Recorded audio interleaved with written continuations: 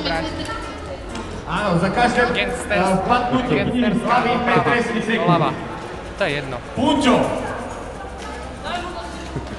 Na ktorú stranu chceš hokejku, môže si vybrať. Je ti to jedno?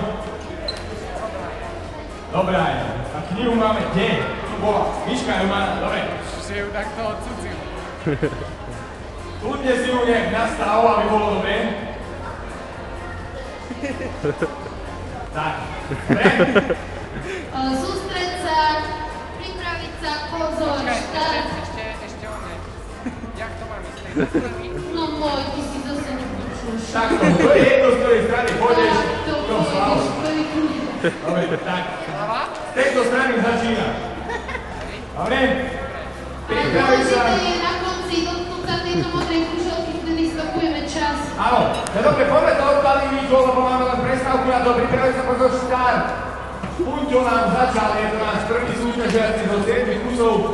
Nevítaj! 5 sekúnd, telefonnej klika spadla na zem. Takto si vážiš knižku, Punťo. No poď, čas si beží, no hľadám, čo dokončíš, nie? Musíš pokračovať. Poď. V tejto hre nie je dôležité ísť rýchlo. V tejto hre Prekroč.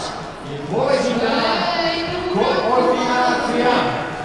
Dobre, Punťo, travostičku do branky, výborne. Túto hru som nazvala koordinovaný hokejista, pretože koordinuj sa a pokračuj.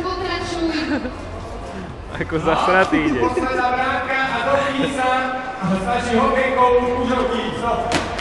Dobre. Dve trestné, áno? Dvakrát si ju napravil.